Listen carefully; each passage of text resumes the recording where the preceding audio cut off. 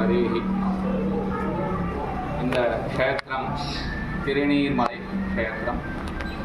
இந்த க்ஷேத்திரத்தில் 4 பெருமாள் காட்சி கொடுக்கிற ஸ்தலம்.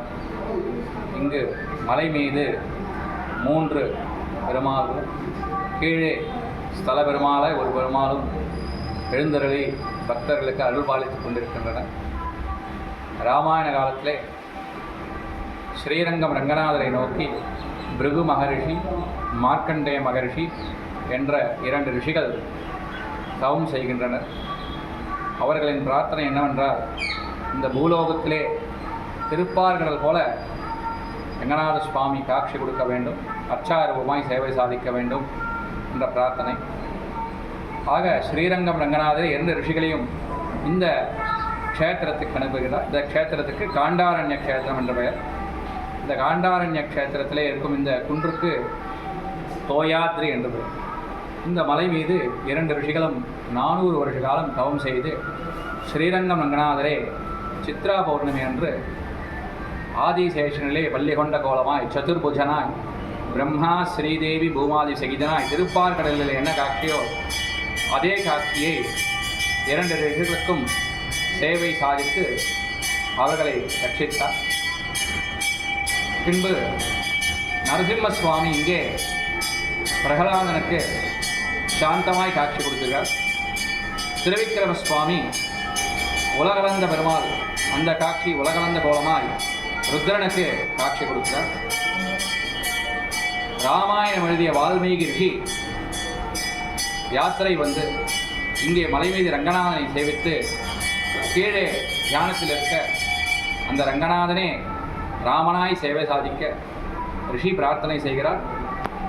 இந்த காட்சிகளெல்லாம் நான் அனுபவித்திருக்கிறேன். என்னுடைய கடைசி காலத்தில் இருக்கும்பொழுது சுவாமி என்னை ஆட்கொள்ள வேண்டும் என்று பிரார்த்தனை செய்யும்பொழுது ராமரே ஸ்ரீமன் நாராயணனாய் அவரை ஆட்கொண்ட ஸ்தலம். அவர்தான் நீர்வண்ணர் என்ற நின்ற கோலத்திலே அடிவாரத்தில் இருக்கிறார்.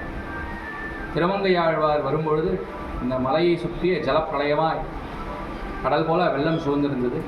ரங்கநாத பெருமாளின் தரிசனம் கிடைக்காமல் எதிரே ஒரு மலை மேலே ஏறி காத்திருந்தாராம்.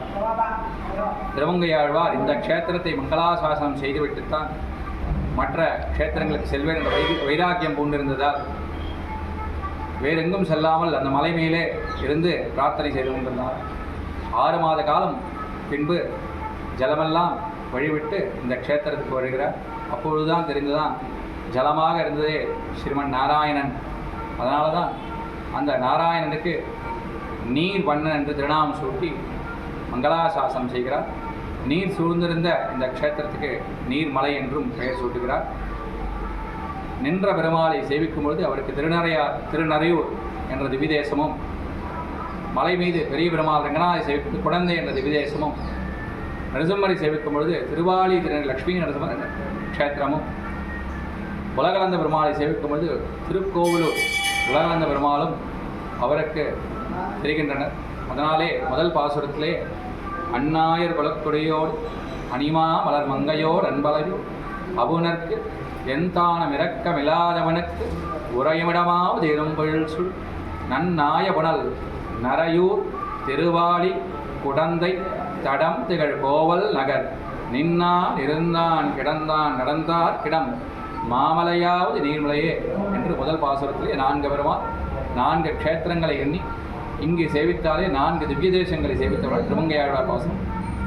மொத்தம் 10 பாசனங்கள் இந்த க்ஷேத்திரத்திலையும். மற்ற க்ஷேத்திரங்களுக்கு செல்லும் பொழுது 9 பாசனங்கள் என 19 பாசனங்கள்.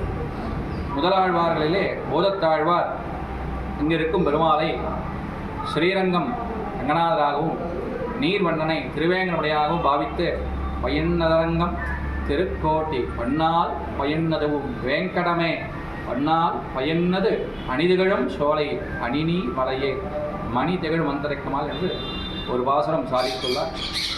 இங்கு இருக்கும் பெருமாள் மிகவும் பிராச்சீனமான ராமாயண காலத்து பெருமாள்.